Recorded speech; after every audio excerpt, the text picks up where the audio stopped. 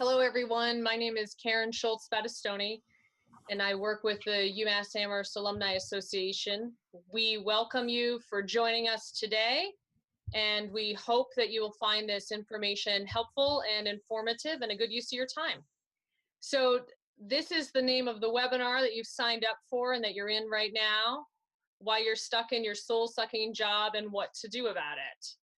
Okay. So a few webinar basics. You should be seeing this screen where you can see what your layout looks like as an attendee. So on that left side, you can adjust your audio settings. You can use the Q&A and the chat feature. With the chat feature, you can comment either to us, the panelists, or to the panelists and the attendees. It's totally up to you. And you can also raise your hand if you have a comment, and then we can connect with you that way as well. On the right-hand side, upper right, you see that other circle, and that adjusts your view depending on how you want to see the cameras, and then also how you want to see the layout of the screens. So if you have questions on that, just let us know. Okay. So the team from UMass is me, Karen Schultz-Battistoni, and then Todd Butinsky is the other person here for the webinar this evening. So the two of us will be looking for your questions throughout the session, and we hope that we can help to make any technology complications smooth so that you can fully enjoy the session tonight. Today's speaker is Valerie Young. She's received 2 degrees from University of Massachusetts Amherst. So we want to thank her for making time today to come. She's the founder and dreamer in residence at Changing Course, where she's dedicated to showing others how to transition from having a job to living and working on their own terms. So we want to thank you, Valerie, for making time to come and talk with us today. We are recording this session to be able to then post it onto our webpage. We just want to mention that everybody, as you're putting in questions, we'll share those. We won't necessarily share names in order to preserve anonymity for the participants, but the recording will be shared on the UMass webpage. So in today's session, Valerie's going to talk a little bit about getting unstuck. She's going to talk about passion, purpose, and income and connecting all of those. And then we'll be answering your questions as well. Okay. Valerie, I'm going to turn it over to you. Okay, so I'm going to give me a second, you guys, because I know just enough. Nope, I'm looking for that pause. Do I need to hit share screen first? Yes. Okay, and then pause. This was okay.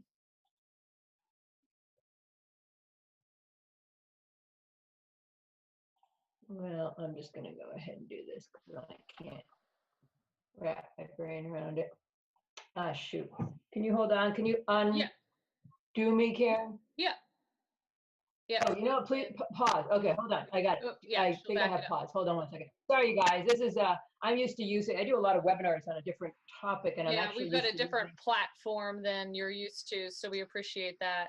Yeah. So Todd is going to post the poll now as Valerie's pulling up the slides. So this is a little bit of an introductory question to get a feel for all of you that are out there and where you are and what your thoughts were to bring you in today. So that poll is going to pop up.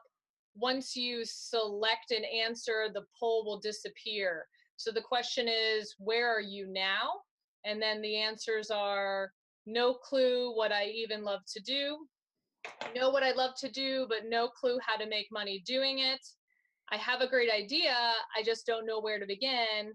I have so many interests that I can't pick just one, and other, and then you can explain that in the chat box for us. But this will help to give us a lay of the land of the group that's with us today, if you don't mind submitting your answer.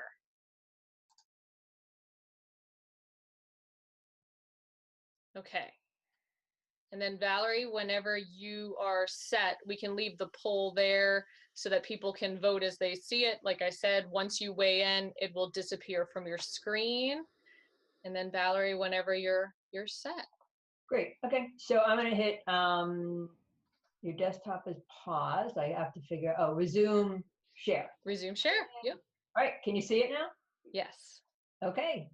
We did it. Yay. Yay.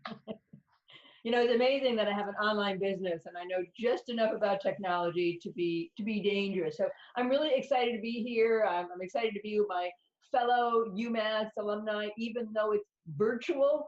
I was at UMass, actually started in '72, got 3 degrees, Karen, went all the way through to '85. Spent a little bit too much time early on in the blue wall. But as I like to tell people, I was very poor, but I was very happy when I was a student at UMass.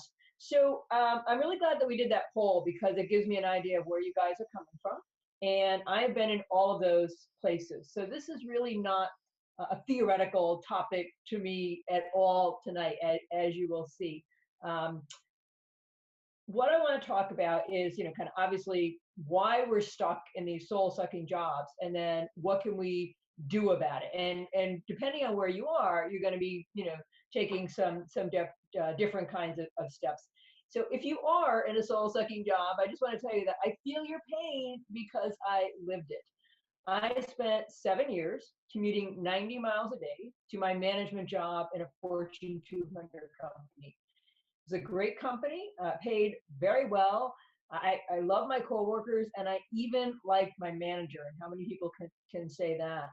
But being in marketing, estate planning and life insurance for the affluent, it didn't really speak to me on a deep, kind of purposeful level.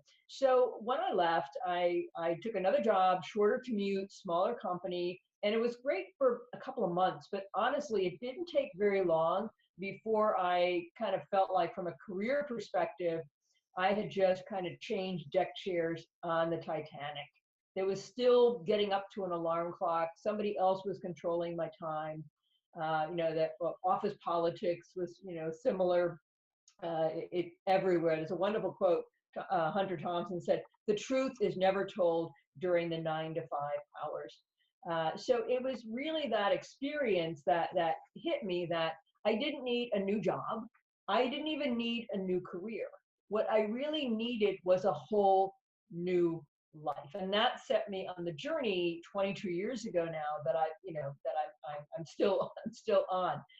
So to kind of reintroduce myself, I'm Valerie Young. When you work for yourself, you can give yourself any title you want. So I am the founder and dreamer in residence at changingcourse.com. Changing Course started out as a hard copy subscriber newsletter. I had 2 subscribers. I put some classified ads in the back of a magazine. This was before the internet. Got a couple subscribers. Those turned into 8. That turned into 20. And fast forward, got on the World Wide Web in 1998, and now I have 24,000 subscribers. So a lot has obviously changed in 22 years, but the core has really remained the same. The mission and the motto of Changing Course has remained the same, which is 3 things: live life on purpose, work at what you love, and to me, the most important part is follow your own road. And when you do those things, doors open, possibilities happen, doors open that you never even knew existed. Your life will really, really shift. It certainly has for me. I have worked with amazing clients from literally around the world. So this yearning, this urge to kind of quit these soul-sucking jobs and do our own thing and live more passionate, purposeful lives truly is international. I've had sit downs with some of the most phenomenal entrepreneurs in the world. Sir Richard Branson, Gary Vaynerchuk, just amazing opportunities. I got a 6-figure book deal from an amazing publisher, Random House. I would consider them pretty amazing. I'm also considered an expert on something called the imposter syndrome, and that's what that book is about. Got to go down to New York City to head TED headquarters and do like a 6-minute talk. 6 minutes is actually much harder than 18 minutes, but that was pretty cool. I am a speaker, right? So I've spoken in a lot of pretty amazing organizations, including these and many others. And career-related advice been cited around the world, make my mom really proud. And the best of all, though, is this is what I wake up to. If you guys are familiar with the Valley from your time here, I live about a mile north of Mount Holyoke College in South Hadley. This is a view of the Mount Tom Range, which I see outside every day. So those are the kinds of things that have become possible once I decided to make a shift and to change course. This is what I want to be really clear. The reason I went through that, it's not to impress you.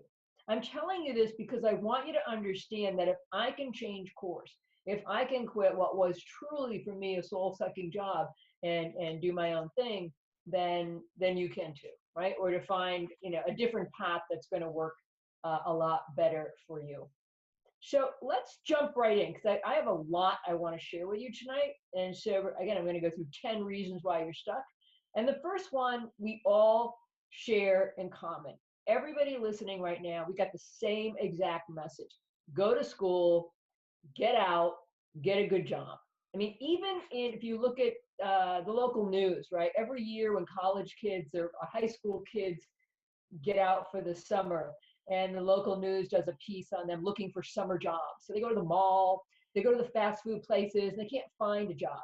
And every year I scream at the television, make a job, like make a job. It doesn't even occur to them to make their own job.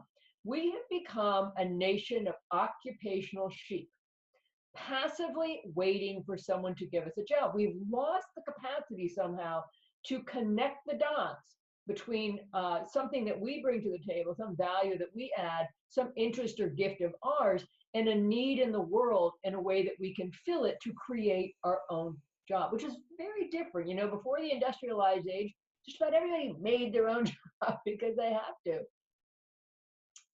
So you positively, if you're going to start down this path, you have to shift your thinking away from how do I get a job to how do I create a livelihood. I mean, imagine if schools weren't set up to prepare people to get a job, but to create a livelihood, which could be a job. It could be a combination of a job and self-employment or something on a larger entrepreneurial level. There's many iterations of that, but it's a different skill set to create a livelihood.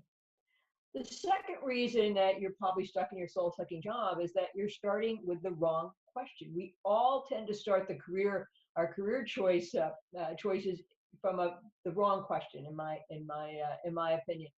Well, what is the question? Well, think about it. When you were growing up, everybody probably wanted to know, what do you want to be when you grow up, right? Remember that when you were a kid, everybody asked you, what do you want to be when you grow up?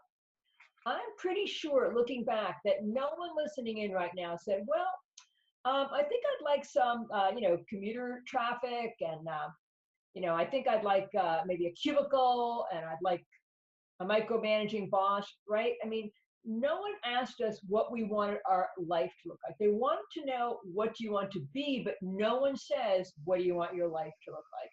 And if they had, I'm thinking this is not the picture we would have drawn. And yet this describes the lives of countless millions and millions of people.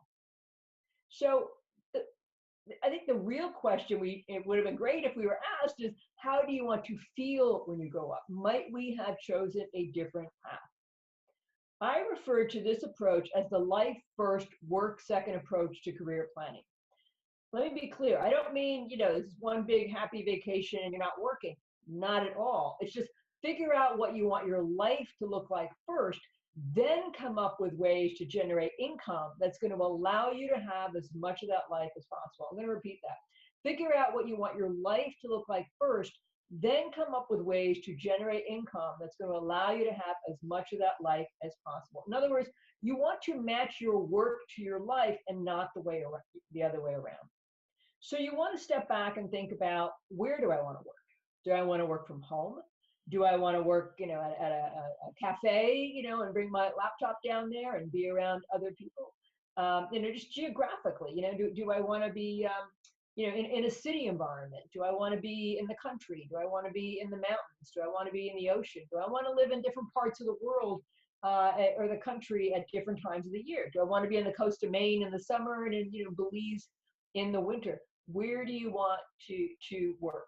Do you want to, do you want to work seasonally? When do you want to work? Do you want to work, intensely for 9 months and then take some time off? Are you a morning person? Are you an evening person? I used to ask clients, what time do you want to get up in the morning? Until one guy said to me, does it have to be the morning? And I realized I was making a big assumption. So now I just say, when do you want to get up? So kind of imagine your ideal day. What would that look like? Who do you want to work with? Do you want to work alone? Do you want to work in a partnership? Do you want to work with a team of people? And if you do want to work in a team, are you equal partners, or do you want to be the boss of those people? Do you want them to be your employees? Or do you want to work with people maybe on a, it's still kind of your thing, but you work with some people on a collaborative nature from time to time? And how do you want to work? Do you want to work with your head primarily? I mean, I think so much of the work that I do, I refer to as kind of head work. I'm using my brain a lot, as opposed to working with your hands, or in a more physical way, working with your body, or your in a spiritual sense. How do you want to work? And this is, people get confused by this one, because sometimes I have clients and they'll say, I can't tell you how many clients have said to me, I'd love to own a spa, right? And my response is always, that's great. What do you like about it? Oh, the aromatherapy, the massage, the facial, the whole Zen energy. And my response is always, you want to go to a spa, right? Because when you own the spa, you're in the windowless back room ordering toilet paper and freaking out because Tina from the front desk called in sick. So as you're thinking about your career, you're thinking about either a business idea or career, step back and ask yourself the question, does this new career or business pass the life test? If you don't like working with people, do not start a retail operation where you're going to deal with the public every day, right? Think about what you want your life to look like, and then come up with ways to generate income that's going to let you have as much of that life as possible. I did this exercise once in a large workshop with about 100 people.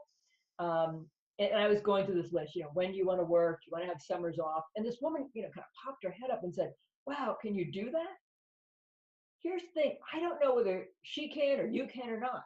What I know is that if she was not consciously aware that heaven on earth for her would be to have summers off, then she wouldn't know to come up with a career path that would allow for summers off. Some options are conducive to that and some are not. So you want to think about life first, work second.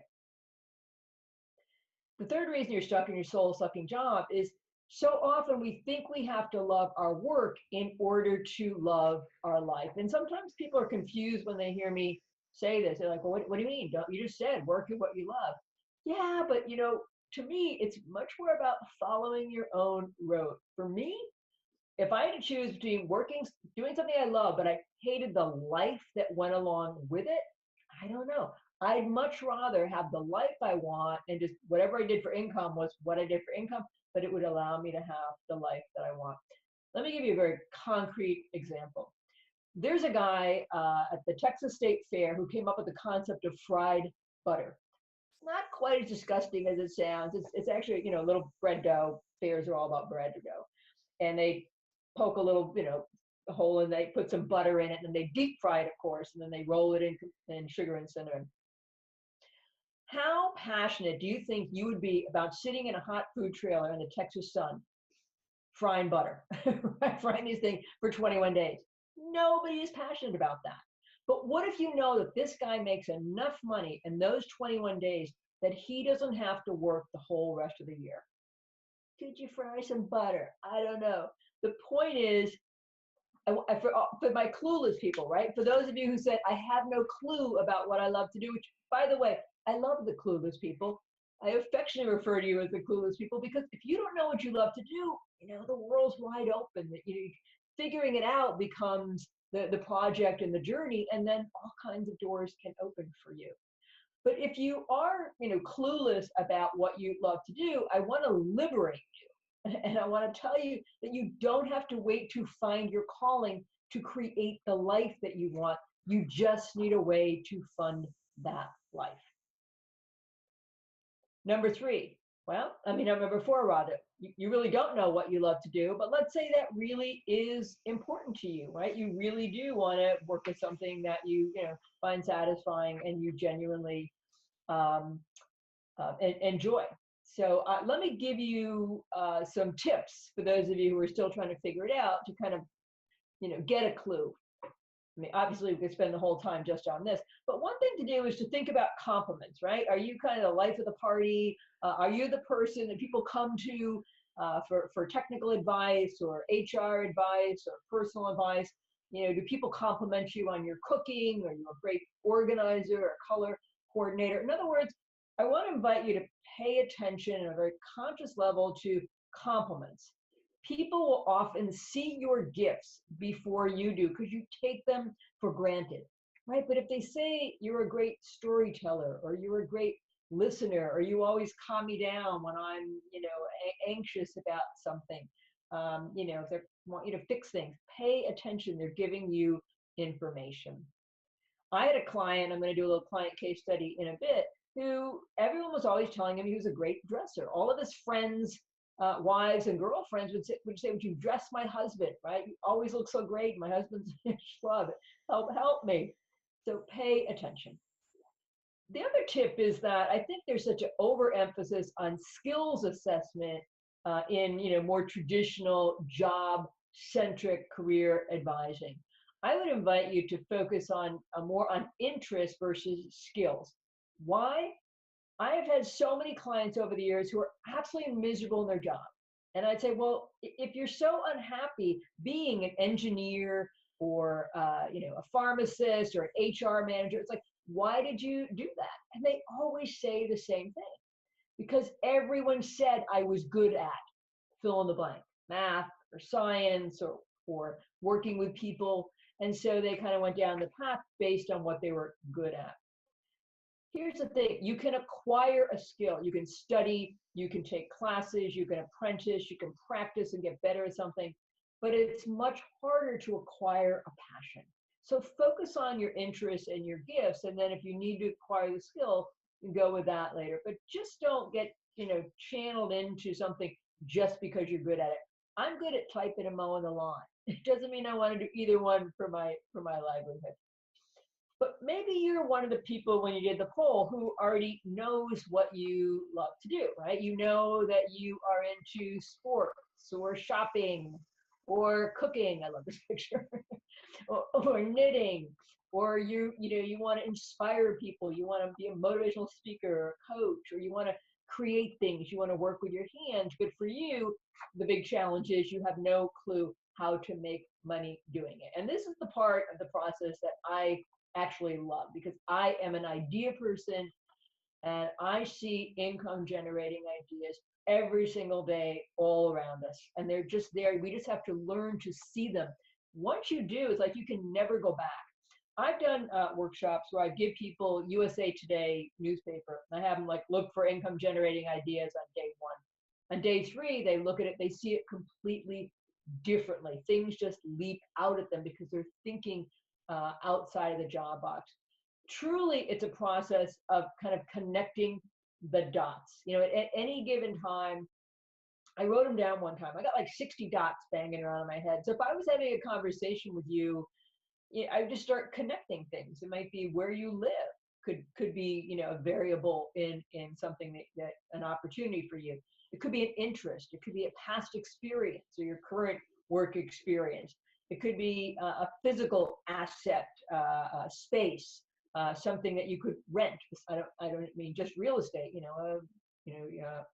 Timeshare your boat. For example, a language skill that you have. Maybe even having a beautiful voice. These are things that, depending on the situation and your interest, some dots can be connected.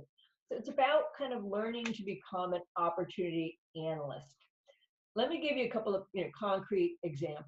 I had a client who she was a interior designer for many years, and then she kind of burned out. I don't remember exactly why she left, but she decided to go get a master's degree and become an elementary school teacher. And then lo and behold, she's like, hey, I really want to be my own boss again, but she doesn't want to go back to being an interior designer. So here's the dots that I connected as I'm listening to her. I'm thinking, gee, I remember a friend of mine, her daughter Christy, when she was a young teenager especially, constantly rearranging her room, loved decorating, loved changing it up all the time. And then I thought, wow, Gordon Ramsay, the angry chef who's always screaming, the most popular TV show of his franchise is Master Chef Junior, the one with the kids, probably because there's less, swearing, and endearing to see these kids going after their dream. So with just those dots, I said, summer camps and after school programs are very popular and can be very profitable. I think it'd be really neat for her to have a program, a school, a summer camp, again, after school thing that teaches kids who are into design about color, about placement, about, fabric, and helps them to take their natural interest in something and learn more about it. I mean, parents are always looking to send their kids to interesting summer camps. There's so many interesting summer camps out there. Let me give you another case study. I'm going to go back to my well-dressed client. He was a pretty high up executive in Silicon Valley, burnt out, wanted to do something else. I cannot remember how this even came up, but in the course of our session, he mentioned that when he was in couples therapy, that he actually really enjoyed the process. Now the men out there are like, what? But he enjoyed it. He liked, reflecting on his patterns and becoming a better person and improving communication. He enjoyed the process, but he didn't want to become a psychologist or anything like that. He also started talking about all these, kind of wealthy geeks, pardon the expression, but like wealthy geeks in Silicon Valley who had a lot of money. So we're going to talk about these straight men who a lot of women were very interested in, but not for themselves, but more for their money. And they were really kind of inept at dealing with women. And I said, gee, what if you kind of started this very high-end coaching business where you took on clients at a very exclusive level, very discreet because they don't want people to know. You helped dress them, right? You fixed them up a little bit.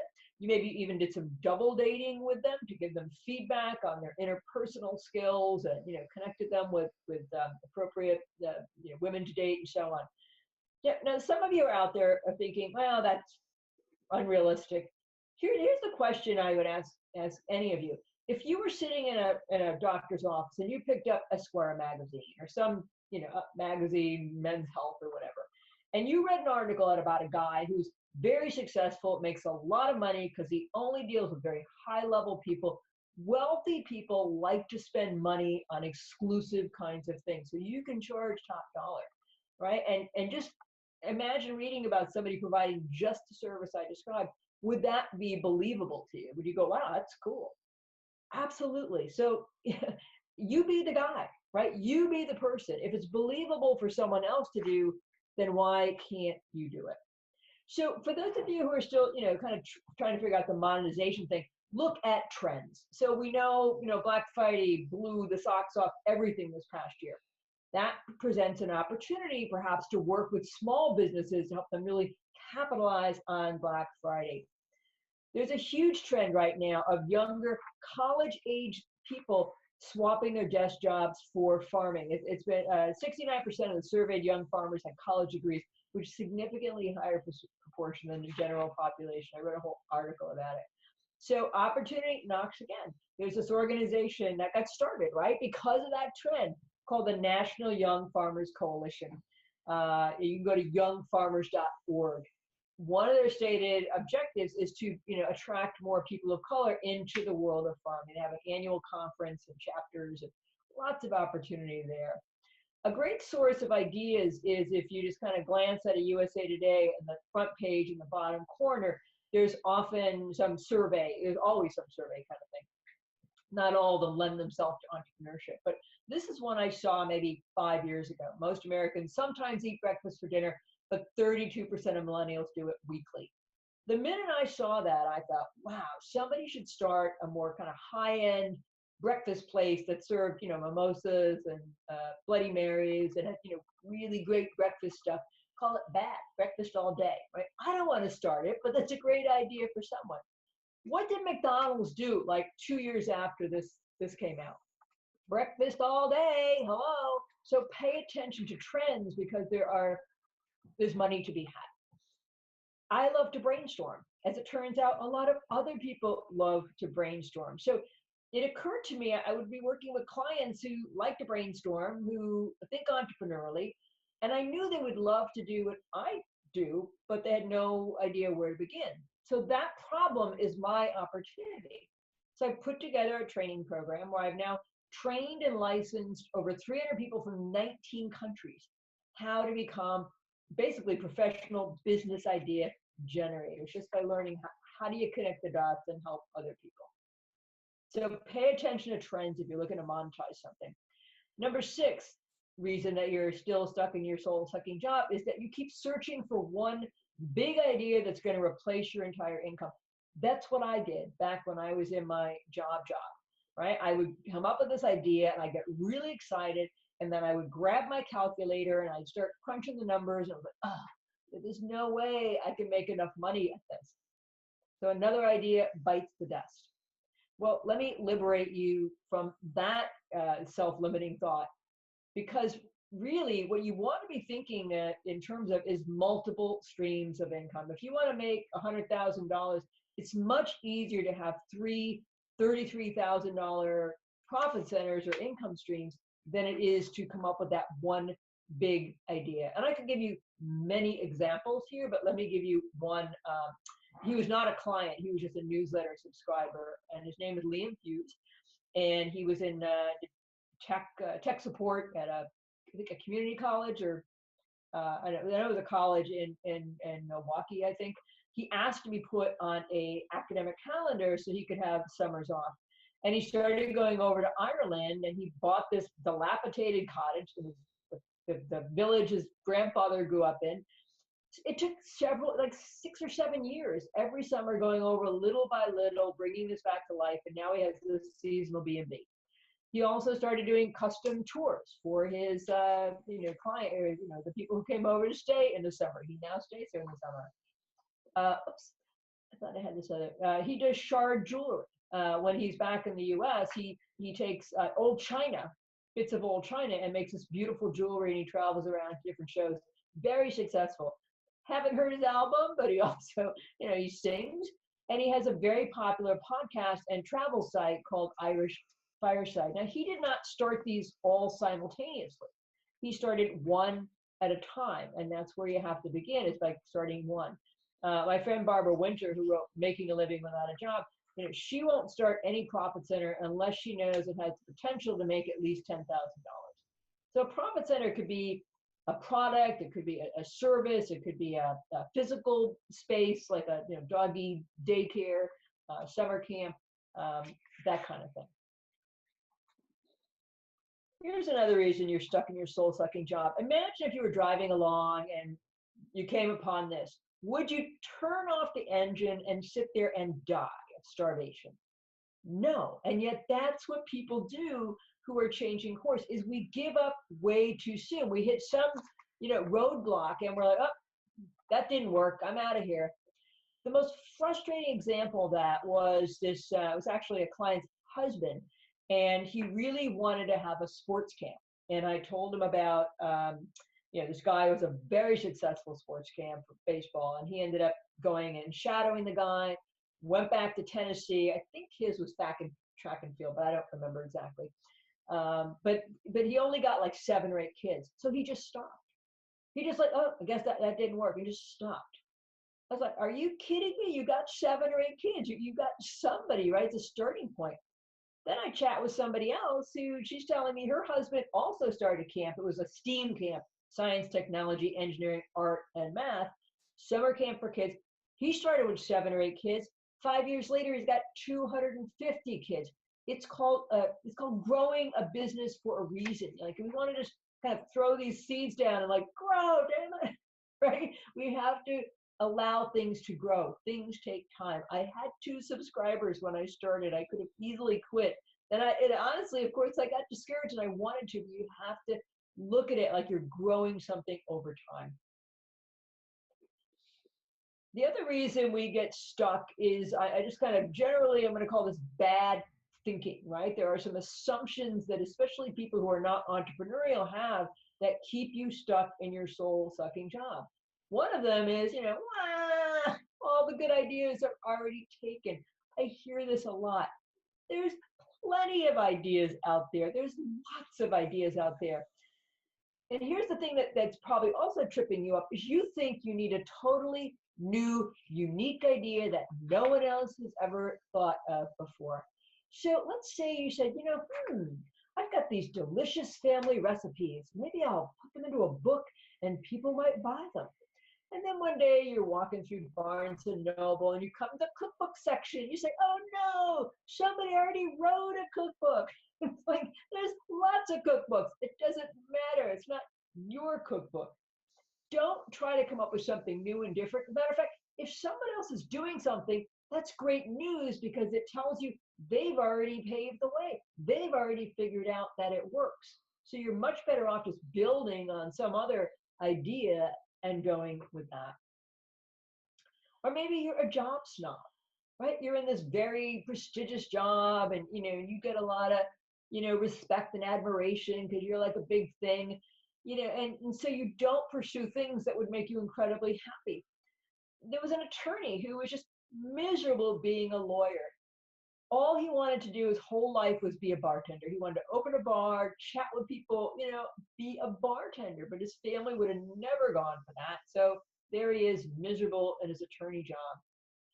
I also met a couple of people. He had been an executive. I don't remember what she did, but they left their jobs in New Jersey, went up to Maine, and they bought an alpaca farm. And they spoke at one of my workshops I did up at Kennebunkport one summer. And they described getting up in the morning and having coffee and enjoying their connection with each other and leisurely having breakfast.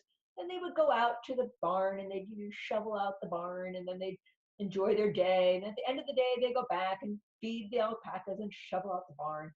And I remember thinking, people are so overwhelmed with technology and email and voicemail and everything in social media. At no time in history has shoveling shit sounded so good to so many people. Excuse my French. So don't be a job snob. If there's something you want to do, who cares what other people think? Just do it. And lastly, in terms of bad thinking, is so many people hold their idea close to the chest because they're afraid somebody is going to steal it. Most people cannot get out of their own way to start a business no matter what. Don't worry about them stealing your idea. You will get much more out of it by putting your idea out into the world and meeting people who can help you move it along, because they're going to go, oh, you should talk to this person, or do you know about this conference, or do you know about this book or this opportunity? Get your ideas out into the world. If you take them to your grave, nothing's going to happen. So why keep it with you? And this one to me is like nails on a chalkboard. When somebody says, well, I'd love to do this, but I don't know how. Oh my God, I don't know how to do just about anything, but I'm smart enough to figure it out, and so are you. With the internet, there was zero excuse for not knowing how. Zero. You go and you Google, how do I become a this? Go to Amazon, look for books on it.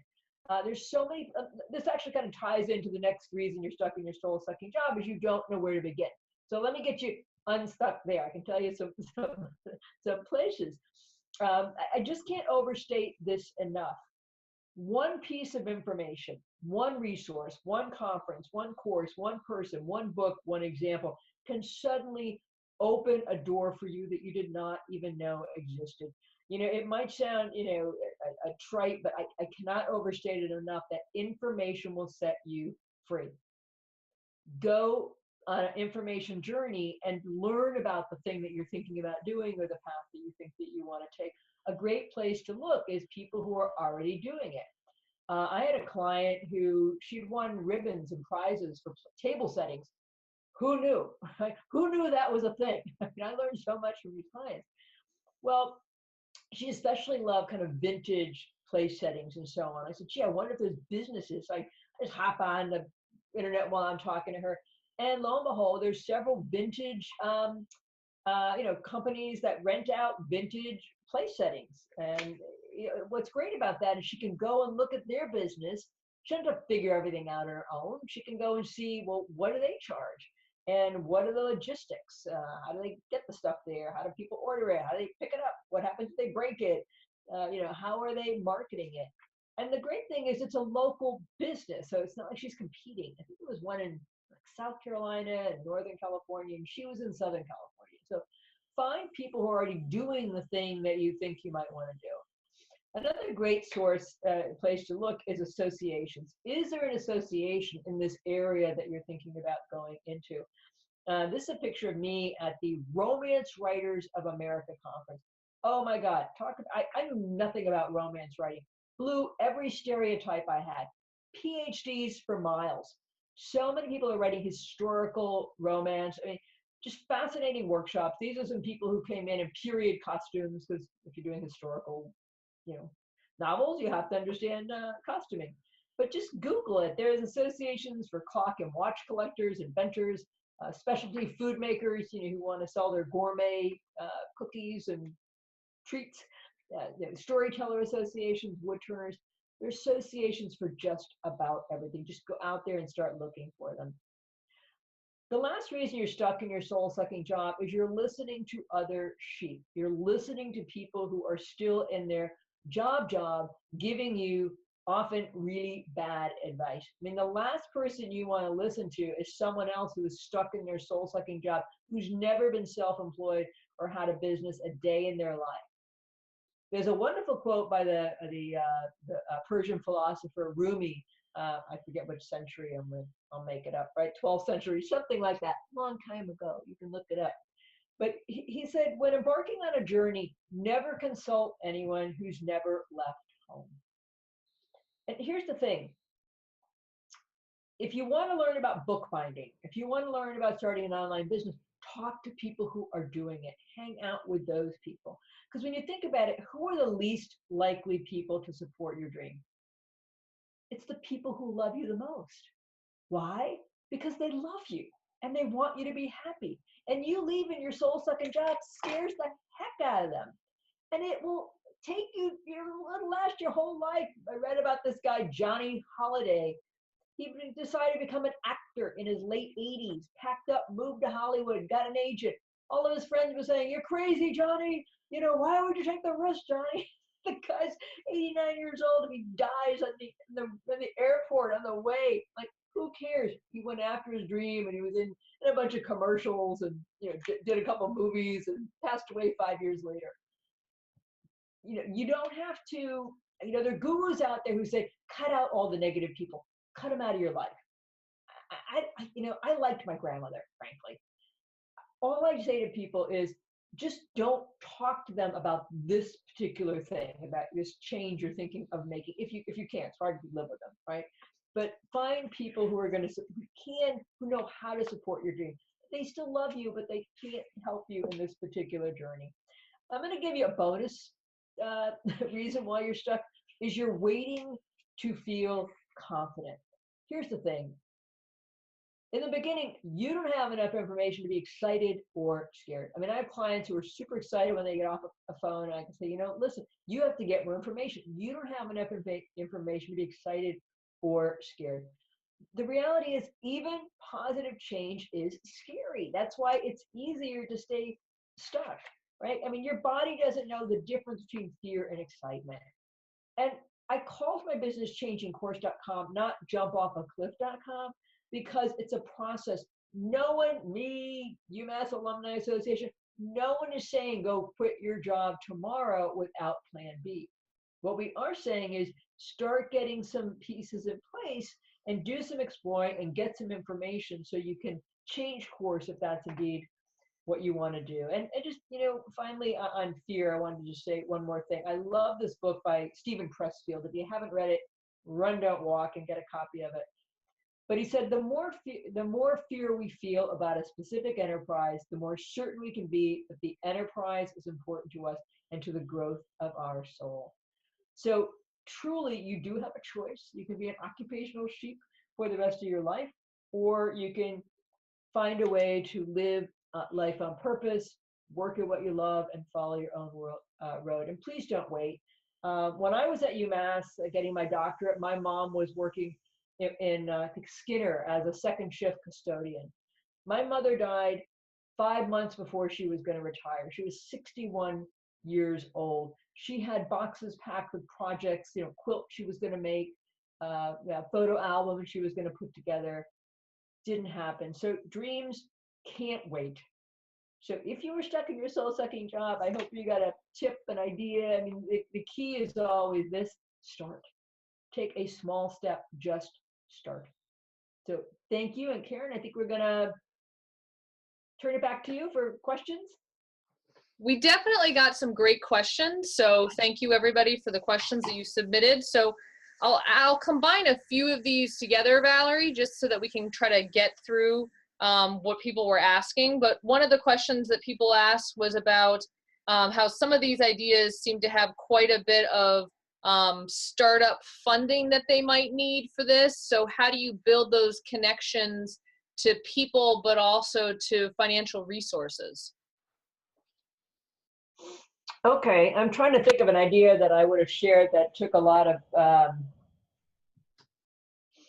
startup money. So I'd be very curious to see which ones people thought required a lot of startup money. I mean, so many things we can start. I'm a big fan of piloting things, of not running out and mortgaging your house or taking out business loans, or to pilot something in a very small way to see if it's going to work. Get a little information and see if you even like it. But sources of funding, you can do like a Kickstarter campaign. There are people who have, depending on your idea, you want to have a solid business plan. You can get, friends and family to each, kick in X amount of money. Let's say you get, 50 people to give you $1,000, right? I'm not saying you might do that, but 500 could be a loan and 500 could be an investment, which they realize, they may or may not get the investment back. There are people who I'm not going to suggest it, but there are people who max out their credit card to, start their business. But you really want to have a really good plan. I do think unless you're looking to build the next Facebook, or you're looking to, I'm not looking to build an empire. Most of my clients are more lifestyle entrepreneurs. But if you are looking to build an empire, I would encourage you to go to, every state has a small business development center. It's not the SBA, it's a small business development center. They have workshops, they have classes, they have counseling. It's all free. Who can help you, prepare your business plan and figure out the funding piece. Okay, great. So there were also some comments about trying to balance going and trying these new things. Some people mentioned, I've already got a full-time job, I've got family commitments and things like this. I have some ideas. How do you carve out and balance the time to go after these dreams, to build these connections? Thoughts on that? Not easily, right? Which is why, there's no easy way around that. I mean, it is challenging to have a full-time job and have a family. So you have to really decide, with all your heart and soul, that this is something you want. And then time has to, you can't create more time, right? So you have to say, is there something I can give up to get something else? Is it, one night a week of TV? Can I, Saturday afternoon go to the library? Can you take some vacation time and you go off and kind of scope out, locations for something? And if you really are starting a business, and I'm not a CPA, I'm not a tax advisor, but my understanding of the Internal Revenue is that you have 3 years to make a profit. In other words, you can be investing money in your business for 3 years. And after that, if you've made no profit, they think it's just a little hobby and you can't deduct money anymore. But let's say you were, thinking about selling your greeting cards. When you're on vacation, if you're going to go around to stores and show them your greeting cards, the time, not your whole vacation, but the days that you're actually working on your business, that could be a tax deduction. But there's really no easy solution, Karen. I had a client, he was, commuting, it was like 3 hours a day. It's like, I can't make more time for you. Sometimes your first step is you need to downshift from a job that's, has those crazy hours to something that's less, which is you're probably going to make less money. So you have to make a decision, because there's almost always going to be some financial sacrifice, right? You're going to be here and then you change course, and trust me, you're going to go here, but with the goal of getting here. I mean, it did not happen overnight, but I easily make 5 or 6 times what I would have made if I'd stayed in my corporate job. Doesn't happen overnight. Right. How do you recommend somebody starting? So do you think they need to start like a website or a blog to get people interested not only in the idea, but maybe wanting to take a financial interest? How do you recommend kind of those first steps? That's impossible to answer because I don't know what the idea is. Okay. If you don't like writing, I don't like writing. I really don't like writing, and I write. And don't write a blog.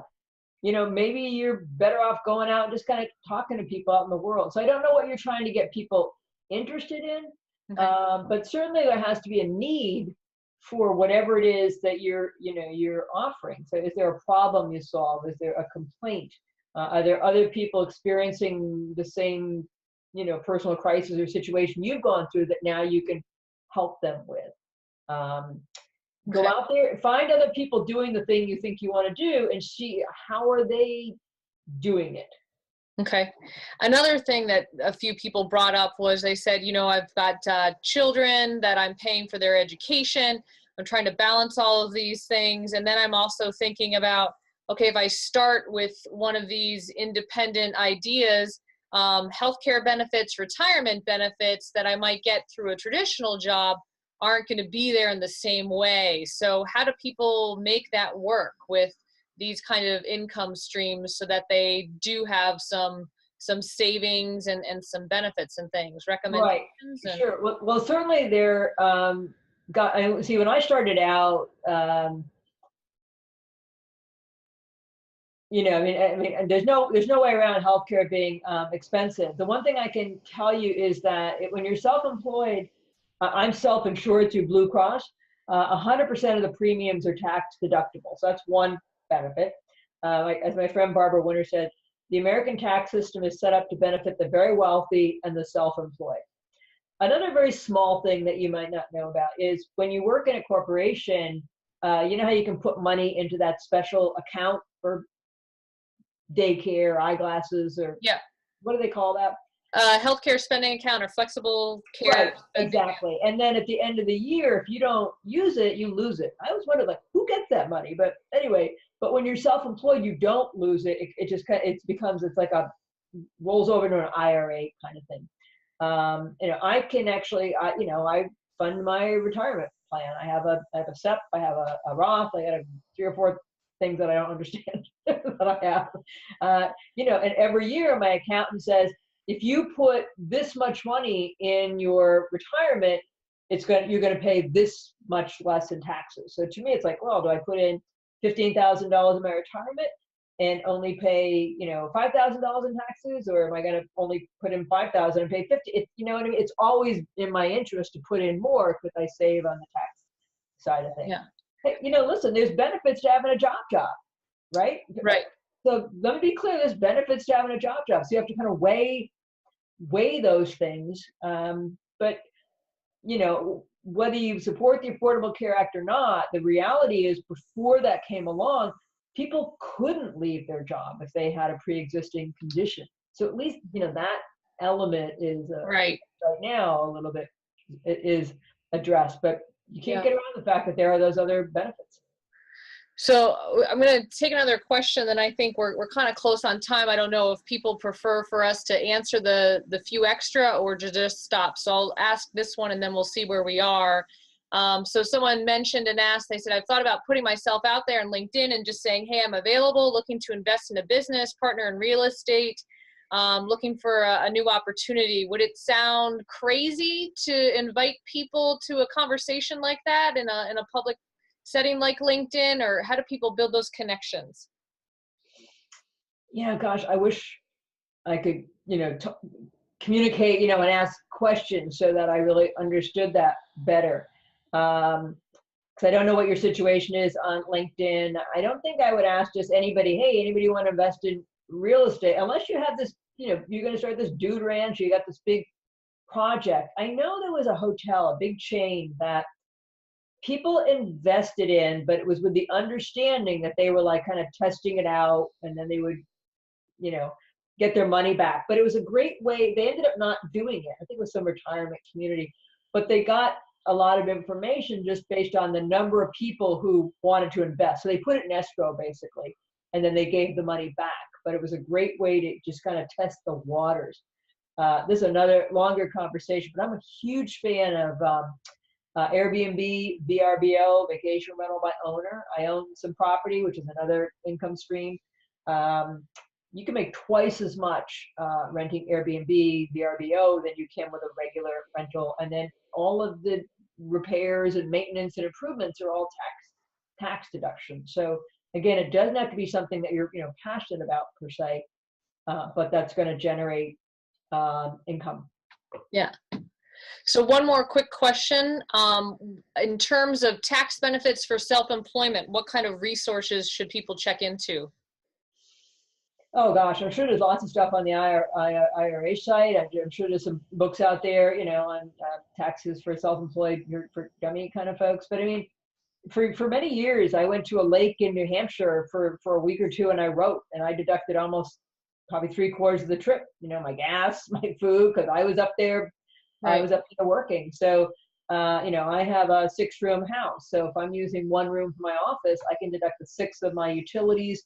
I can deduct a 1/6. If I put a roof, it has to be a whole house improvement. If I put a roof on the house, I can deduct a portion of the roof. If I put a new living room window in, I can't. There's no connection between my work and the window. But a whole house improvement, plowing, all that stuff, I can take a certain percentage off. Obviously supplies. So these are all tax deductible expenses.